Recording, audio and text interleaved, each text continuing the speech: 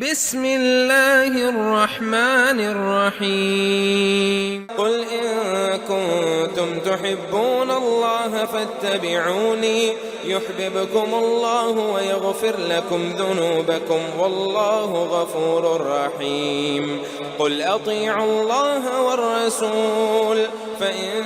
تولوا فإن الله لا يحب الكافرين إن الله اصطفى آدم ونوحا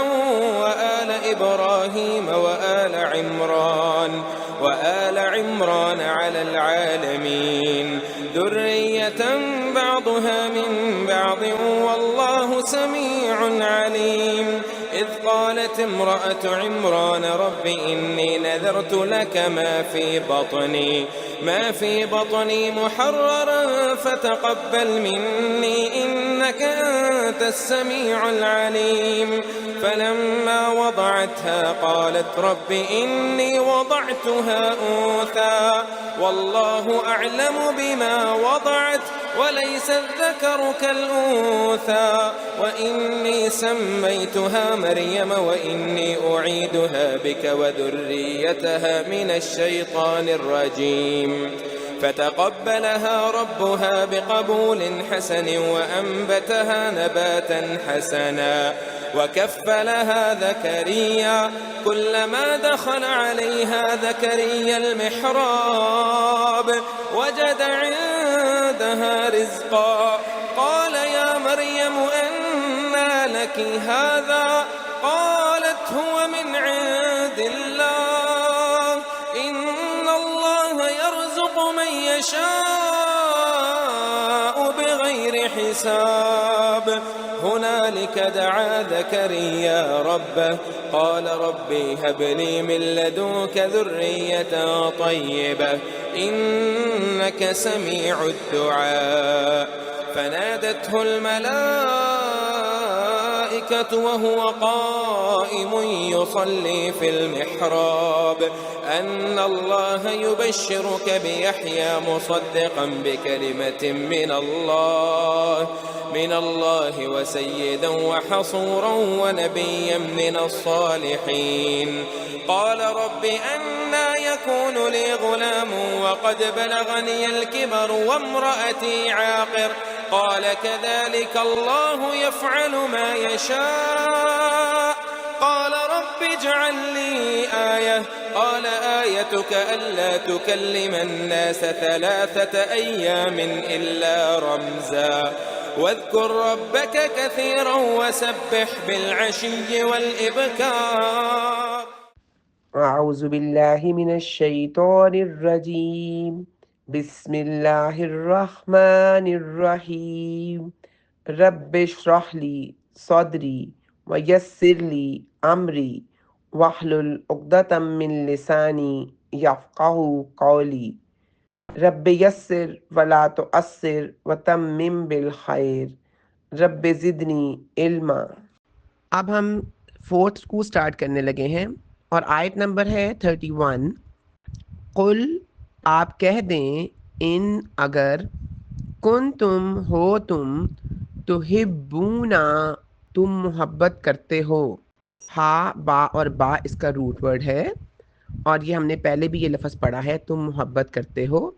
लेकिन जो है हब्बातुन वो भी इसी से निकला है और उसको कहते हैं किसको कहते हैं हब्बातुन दाने को,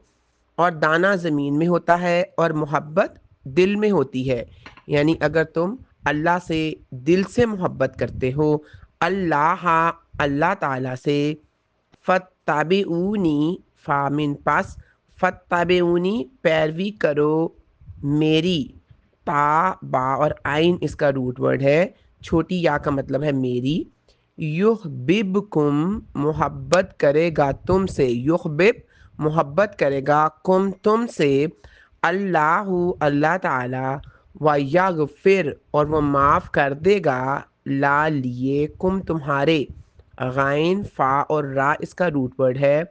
और माफ़ करना इस तरह से कि उसके गुनाहों को ढांप लेना, गफ़र इसका मतलब ये भी होता है कि माफ़ भी कर देना और उसके गुनाहों को छुपा भी लेना। जुनूबकुम گناہ ذنوب گناہ کم تمہارے، زال نون اور با اس کا روٹ ورڈ ہے، واللہ اور اللہ تعالی، غفورن فاول کے وزن پر ہے، بے حد بخشنے والا، غا فا اور را اس کا روٹ ورڈ ہے، رحیم بے حد رحم کرنے والا ہے، را ہا اور میم اس کا روٹ ورڈ ہے۔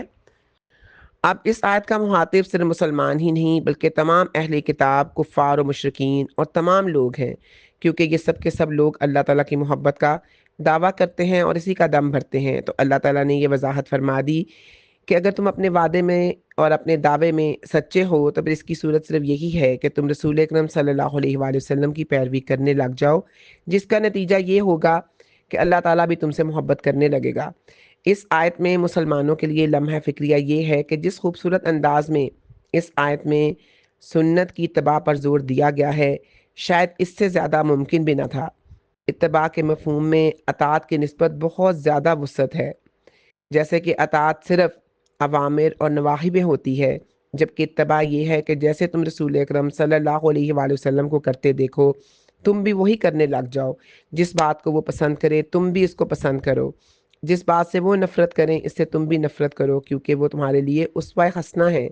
اور جو تیسرا سبق اس آیت سے ملتا ہے وہ یہ ہے کہ مسلمانوں کو بدعات سے مکمل طور پر اجتناب کرنا چاہیے، کیونکہ بدعت سنت کی عین ضد ہے، اور بدعت کی عام ڈیفینیشن یہ ہے کہ کوئی بھی نیا کام دین میں ثواب سمجھ کر ایڈ کر دیا جائے اور وہ دین کا حصہ نہ ہو،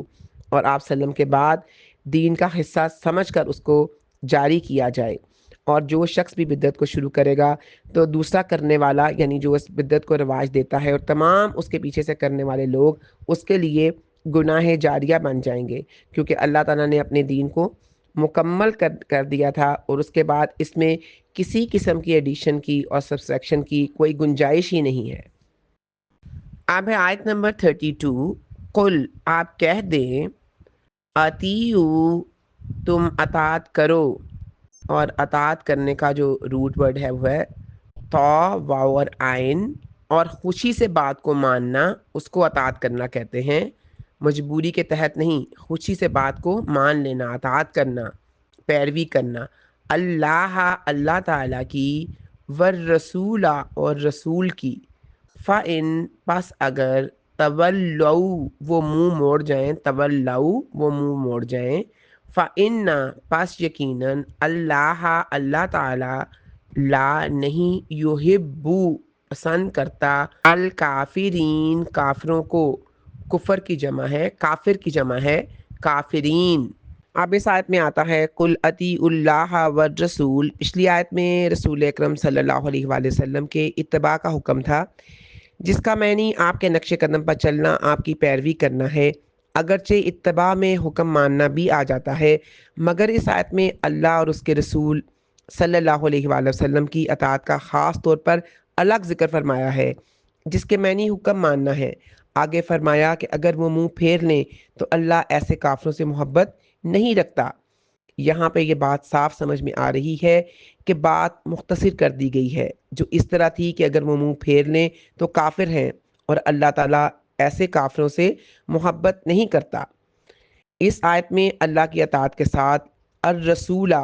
یعنی محمد صلی اللہ علیہ وآلہ وسلم کی اطاعت کا مستقل حیثیت سے حکم دیا گیا ہے،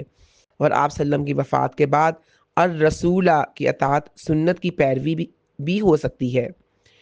بعض لوگ غلط فہمی کی بنا پر یہ کہہ دیتے ہیں کہ حدیث وہی حجت ہوگی جو قرآن کے مطابق ہو، حالانکہ قرآن نے متعدد مواقع پر حدیث کو مستقل دلیل اور شریعت کے ماخذ حیثیت دی ہے، لہٰذا قرآن کا ماخذ قرآن و حدیث دونوں قرار پائیں گے۔ حدیث میں قرآن سے زائد حکم تو ہو سکتے ہیں، مگر کوئی حدیث قرآن کے خلاف نہیں ہے۔ اگر کوئی شخص یہ سمجھتا ہے تو یہ اس کے عقل و فہم کا قصور ہے یا اس کی نیت کا فتور۔ رسول اکرم صلی اللہ علیہ وآلہ وسلم نے فرمایا، میں تم میں سے کسی کو اس حال میں نہ پاؤں کہ وہ اپنے تکیے پر ٹیک لگائے ہوئے ہوں اور اس کے پاس میرے حکم میں سے کوئی حکم آئے، ان چیزوں میں سے جن کا میں نے حکم دیا ہے یا میں نے منع کیا ہے، تو وہ کہے ہم نہیں جانتے، ہم اللہ کی کتاب میں جو پائیں گے اسی کی پیروی کریں گے۔ یہ ابو داؤد کی حدیث ہے۔ اب ہے آیت نمبر 33۔ انا یقیناً اللہ اللہ تعالیٰ نے استفا منتخب فرمایا۔ اب یہاں پہ جو صفوہ ہے وہ بھی اسی سے نکلا ہے، اس کا روٹ ورڈ ہے صاد فا اور واو، اور صفیہ بھی اسی سے ہے، صفائی کا لفظ بھی اسی سے ہے، اور اس کا مطلب ہے صاف ہونا۔ استفا کسی کو پاکیزگی یا کسی کی اچھائی کی بنا پر چن لینا ہے، چھانٹ لینا ہے، اس کو منتخب کر لینا ہے۔ استفا یعنی اجتبا، اس کی صفائی اور خلوص ہونے کی وجہ سے، اس کی خصوصیات کی وجہ سے اس کو اللہ تعالیٰ نے چن لیا۔ اب آپ اس کو ریلیٹ کر سکتے ہیں اس کے ساتھ۔ منتخب فرمایا آدم کو۔ اور حضرت آدم علیہ السلام کون تھے؟ جن کو اللہ تعالیٰ نے ان کے ساتھ اللہ تعالیٰ نے ان کے ساتھ امتیازی سلوک کیا۔ سب سے پہلے تو اللہ تعالیٰ نے ان کو خود اپنے ہاتھوں سے بنایا، پھر اس میں اپنی روح میں سے پھونکا، پھر علم الصفا، ان کو ایسا علم دیا کہ ان کو تمام چیزوں کے نام سکھائے، پھر ان کو جنت میں جگہ دی، اور پھر جب ان سے غلطی ہو گئی تو اللہ تعالیٰ نے ان کو معاف کر دیا، جب انہوں نے کہا ربنا ظلمنا انفسنا وان لم تغفر لنا وترحمنا لنکونن من الخاسرین، تو اللہ تعالیٰ نے ان کی توبہ قبول کے ان کو پیغمبر بنا دیا۔ ونوحن، اور نوح کو، اور حضرت نوح علیہ السلام حضرت آدم علیہ السلام کے بعد اولو العزم پیغمبروں میں سے تھے۔ انہوں نے بہت طویل عمر پائی، 950 سال تک تبلیغ کی، مگر جب لوگوں نے ان کی بات نہ مانی تو انہوں نے اللہ سے مدد طلب کی، اور اللہ تعالیٰ نے ان کی قوم کے تمام لوگوں کو غرق کر دیا، مگر وہ لوگ جو ان کے ساتھ ایمان لائے تھے ان کو باقی رکھا، اور ان کے بعد جو بھی نسل آئی وہ پوری دنیا میں وہ انہی سے ہے۔ اس کے بعد ہے وَآلَ ابراہیم، اور صرف حضرت ابراہیم علیہ السلام کی بات نہیں ہو رہی، بلکہ ابراہیم علیہ السلام کی تمام قربانیوں کو اللہ تعالیٰ نے اتنا پسند کیا کہ اللہ تعالیٰ نے حضرت ابراہیم کو خلیل اللہ بھی کہا ہے، مگر ان کی پوری آل کو اللہ تعالیٰ نے منتخب کر دیا۔ اور ان کی آل میں سے کون کون سے لوگ ہیں؟ ان کی آل میں حضرت یعقوب علیہ السلام، حضرت اسحاق علیہ السلام ہیں، اور ان کے علاوہ جتنی بھی زیادہ تر پیغمبر ہیں وہ انہی میں سے آئے۔ پھر ان کی اولاد میں سے ہی حضرت اسماعیل علیہ السلام تھے، جن کی اولاد میں سے ہمارے پیارے نبی صلی اللہ علیہ وآلہ وسلم آخری نبی اللہ تعالیٰ نے ان کو منتخب کیا۔ وآل عمران، اور آل عمران کو۔ اب آل عمران کو دو شخصیت کا نام ہے عمران، ایک تو حضرت موسیٰ علیہ السلام کے والد کا نام ہے، اور ایک حضرت مریم کے والد کا نام ہے حضرت عیسیٰ کے یعنی نانا۔ اب ان دونوں عمران میں 1800 سال کا وقفہ ہے، مگر یہاں پہ جس آل عمران کا ذکر ہے وہ حضرت عیسیٰ کے نانا ہیں۔ اب اللہ تعالیٰ نے ان کی آل کو، ان کی اولاد کو تمام اوپر العالمین، تمام جہانوں پر اللہ تعالیٰ نے ان کو فوقیت دی، منتخب فرمایا، چن لیا، ان کو اپنے برگزیدہ بندے بنا لیا۔ اس آیت میں اللہ تعالیٰ فرما رہے ہیں کہ اللہ تعالیٰ نے حضرت آدم کو، نوح کو، آل ابراہیم کو اور آل عمران کو تمام جہانوں پر فضیلت بخشی۔ سب سے پہلے اللہ تعالیٰ نے حضرت آدم کا ذکر کیا ہے۔ جب اللہ تعالیٰ نے حضرت آدم علیہ السلام کو پیدا کیا تو اس وقت پوری کائنات میں جو سب سے افضل مخلوق تھی وہ فرشتے تھے، تو اللہ تعالیٰ نے فرشتوں سے سیدنا آدم کو سجدہ کروایا، اور سیدنا آدم کو تمام جہان والوں پر فضیلت بخشی، پھر انہیں نبوت سے سرفراز فرمایا، پھر انہی کی اولاد میں نبی پیدا ہوتے رہے، پھر سیدنا نوح کے بعد سلسلہ نبوت سیدنا نوح کی اولاد سے مختص ہو گیا، جو سیدنا ابراہیم تک چلتا رہا، پھر یہ سلسلہ نبوت سیدنا ابراہیم کی اولاد سے مختص ہو گیا، یہاں تک کہ نبی آخر الزماں بھی انہی کی اولاد سے پیدا ہوئے۔ آل عمران کا ذکر بالخصوص اس لیے کیا گیا کہ نسب تو مرد کی طرف سے چلتا ہے، اور سیدنا عیسیٰ علیہ السلام بن باپ کے پیدا ہوئے، البتہ ان کی والدہ سیدہ مریم عمران ہی کے خاندان سے تھیں، اور اللہ تعالیٰ نے سیدنا عیسیٰ علیہ السلام کو منسوب بھی ان کی والدہ مریم سے ہی کیا ہے۔ جو عمران نام ہے وہ سیدنا موسیٰ اور سیدنا ہارون کے والد کا نام ہے، اور انہی کی اولاد سے سیدہ مریم تھیں، اور اس سورت کا نام آل عمران بھی اسی نسبت سے ہے، اور حضرت مریم کے جو والد کا نام تھا ان کا نام بھی عمران ہی تھا، اور یہ بھی ممکن ہے کہ کیونکہ ان کے والد کا نام عمران تھا اس لیے قالت امراتی عمران، اس لیے جو ان کا جو آل عمران کو جو اللہ تعالیٰ نے پورے جہان والوں پر فضیلت دی، تو یہ ان کے والد بھی ہو سکتے ہیں اور حضرت مریم علیہ السلام کے والد بھی ہو سکتے ہیں۔ اب اس کے بعد ہے آیت نمبر 34، ذریتن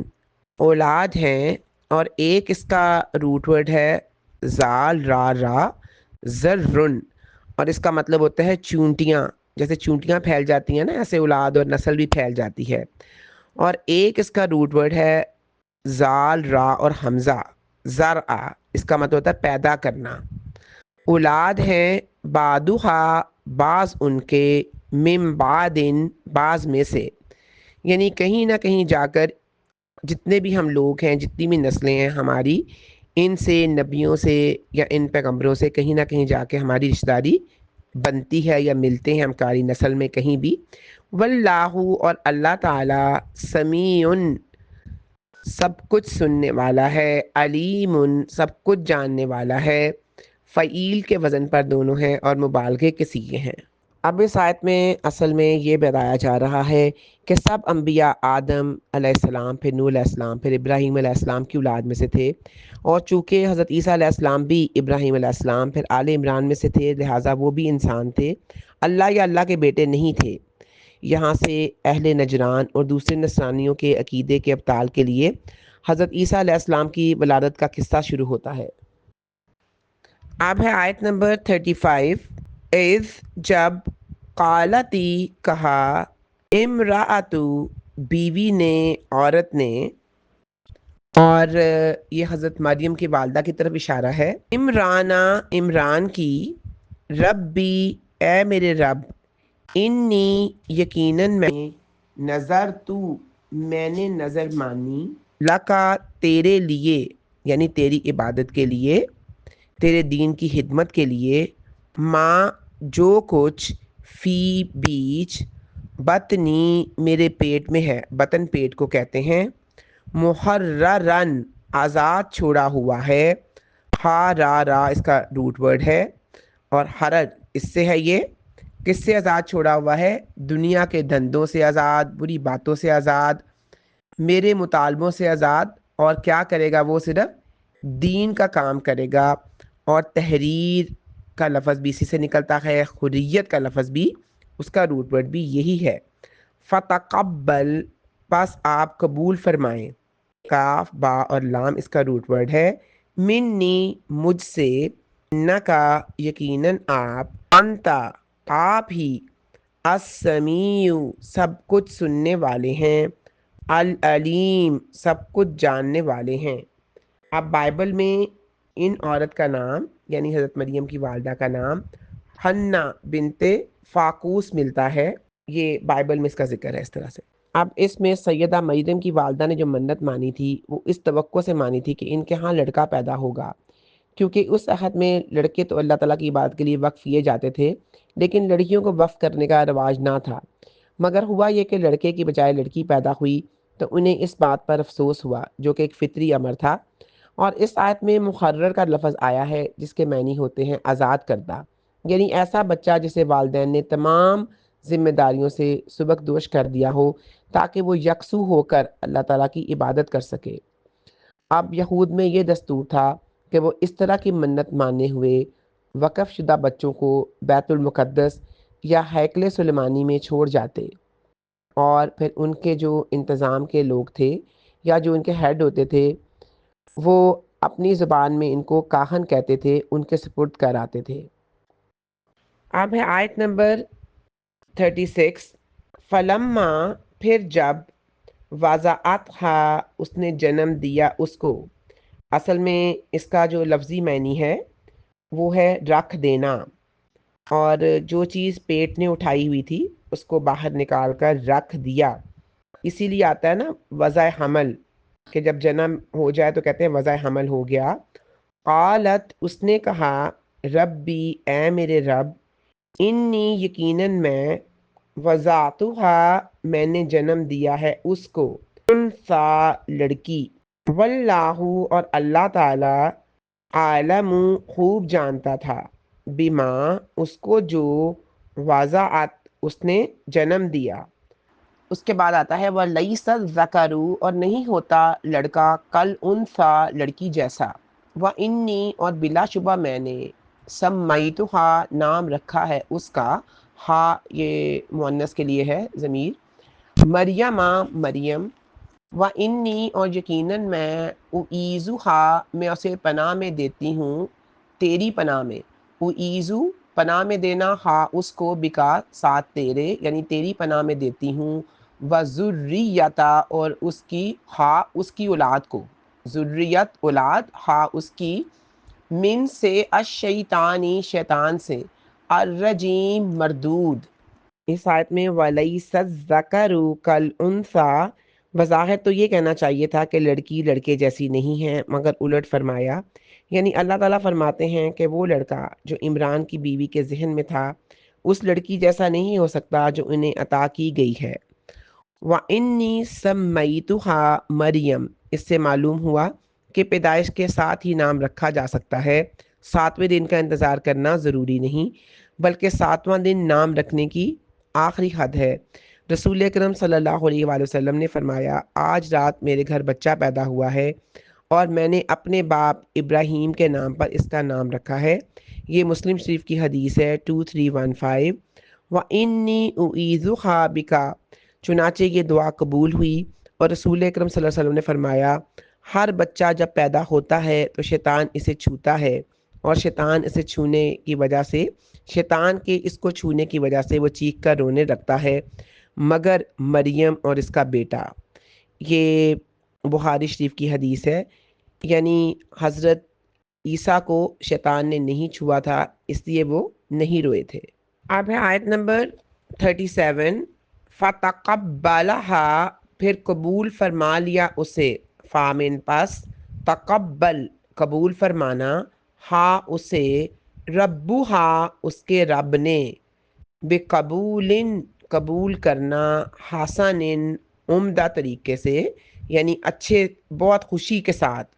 خوش ہو کر، وَأَنبَتَہَا اور اس نے پرورش کی اس کی، نون با اور تا اس کا روٹ ورڈ ہے، پرورش کی اور اس کا مطلب اگانا بھی ہوتا ہے، یعنی پرورش کرنے میں کیا ہوتا ہے کہ آپ اگانے میں کیا ہوتا ہے کہ پودا گرو کرتا ہے، اس کو پانی کی، دھوپ کی، سب چیزوں کی ضرورت ہوتی ہے، تو اللہ تعالیٰ نے ان کی ضروریات کی تمام چیزیں ان کو پرووائڈ کی، نباتن پرورش، حسنن بہترین،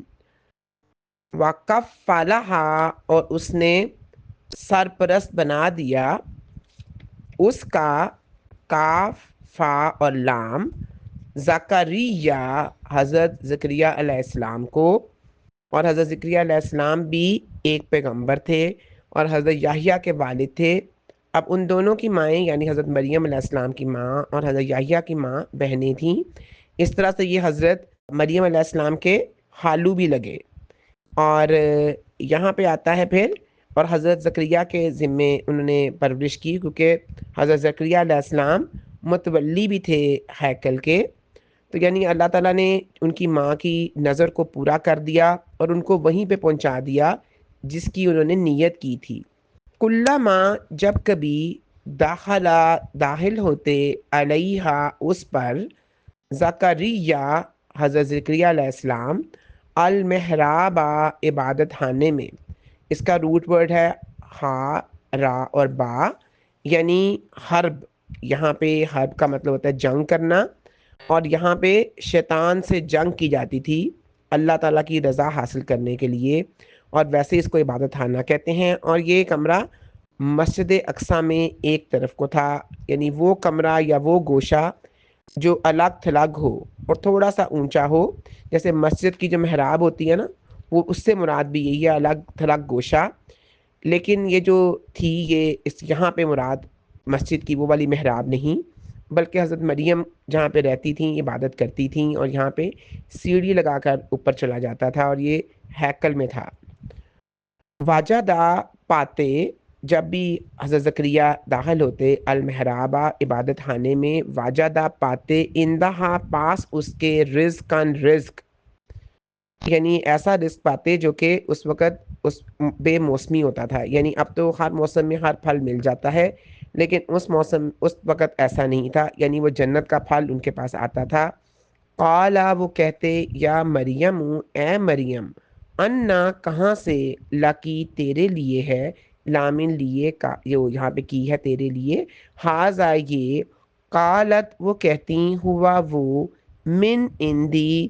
پاس سے ہے، اللہ ہی اللہ تعالیٰ کے، انا یقیناً اللہ اللہ تعالیٰ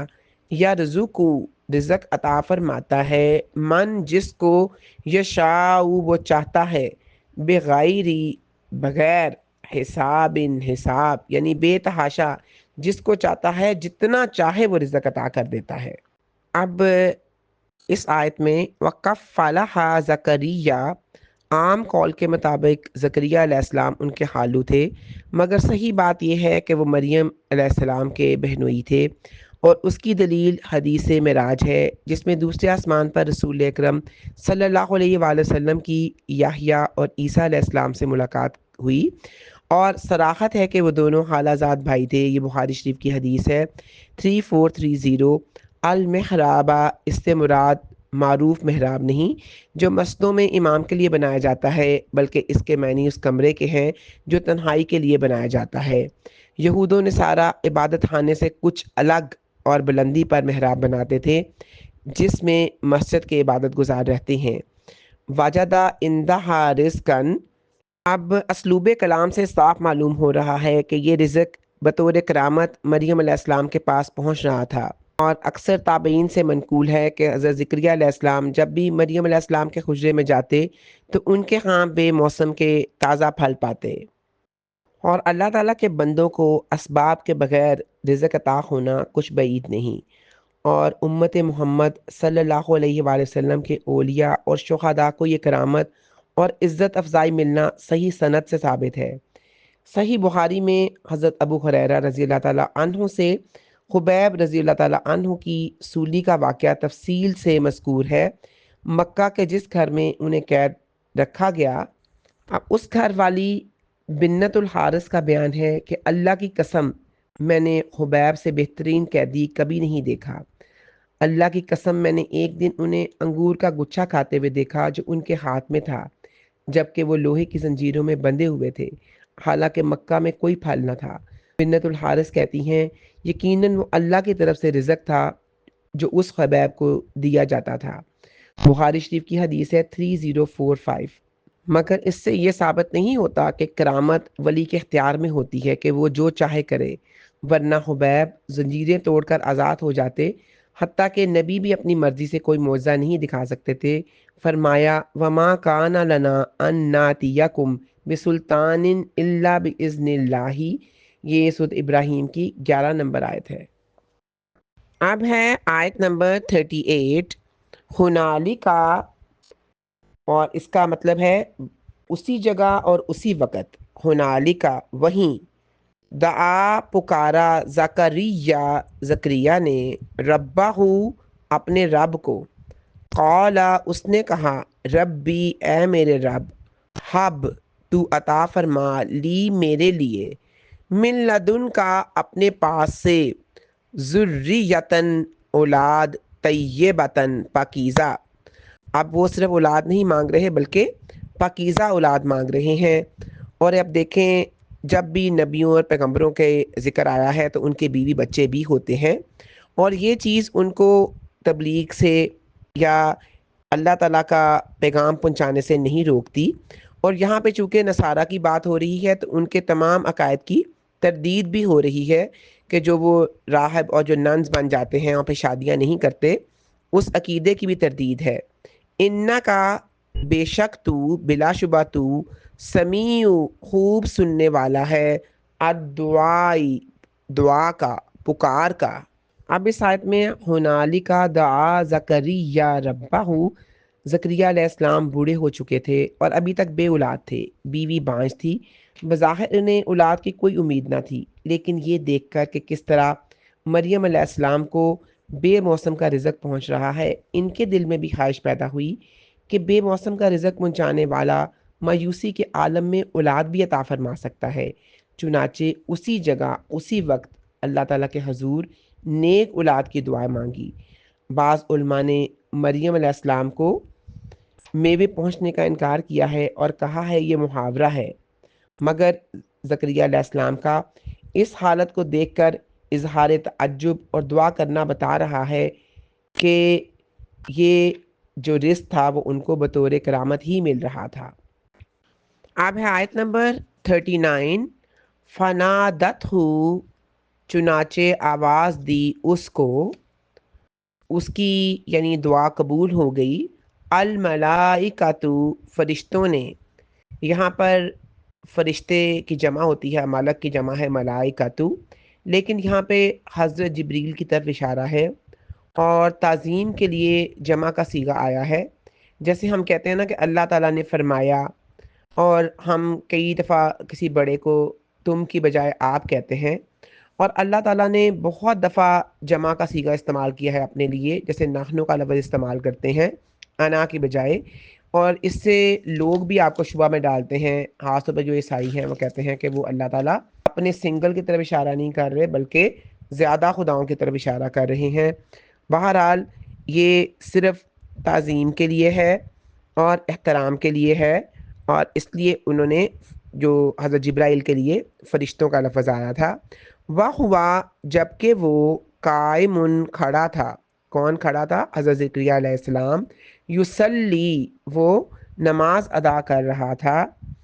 فی المحراب، کہاں پر؟ عبادت خانے میں، وہی خرب، ہارا اور با۔ اور اب اس سے کیا بات پتہ چلتی ہے؟ کوئی بھی دعا کو قبول کروانے کے لیے نماز ایک بہت ہی بڑی بات ہے۔ نماز سے دعا کی قبولیت اللہ تعالیٰ اس کو زیادہ جلدی قبول کرتا ہے۔ انا، یقیناً، اللہ تعالیٰ، بے شک اللہ تعالیٰ، یبشرو کا، خوشخبری دیتا ہے، یبشرو، خوشخبری دیتا ہے کا آپ کو، بیحییٰ، یحییٰ کی، مصدقاً، تصدیق کرنے والا ہوگا، بکلمتٍ، ایک کلمے کی۔ اور یہاں پہ کلمے سے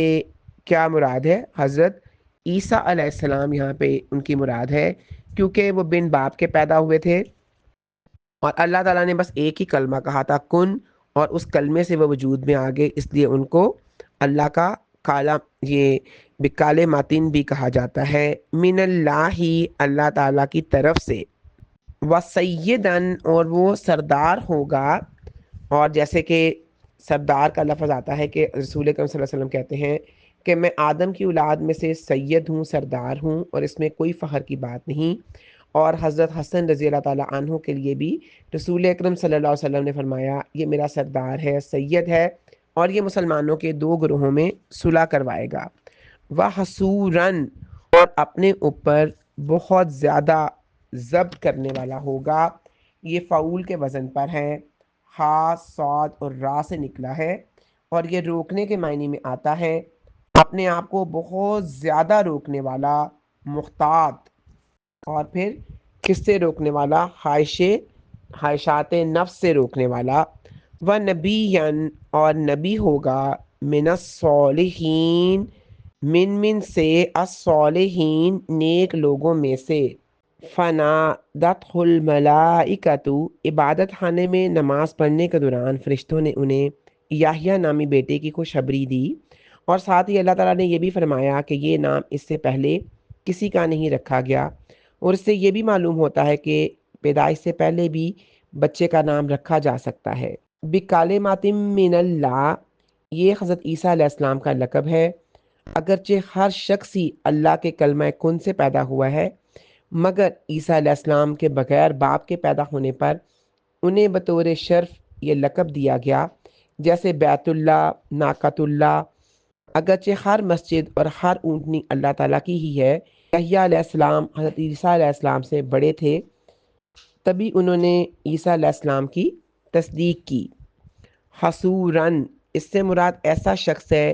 جسے اپنی جنسی خواہشات پر، نفسی خواہشات پر پوری طرح سے قابو حاصل ہو۔ اب ہے آیت نمبر 40۔ قالا، اس نے کہا، ربی، اے میرے رب، انا، کیسے، یکون، ہوگا، لی، میرے لیے، غلام، لڑکا، یعنی حضرت یحییٰ کی بات ہو رہی ہے، وقد، اور یقیناً، بالغنی، آ پہنچا ہے مجھے، بالغ، پہنچنا، مجھے، الکبرو، بڑھاپا، یعنی بوڑھا بانجھ، وامرأتی، اور بیوی میری، آخر، بانجھ ہے، یعنی اس کی کیفیت ایسی ہے کہ وہ اولاد پیدا کرنے کے قابل نہیں ہے۔ قال، اللہ تعالیٰ نے فرمایا، کذالک،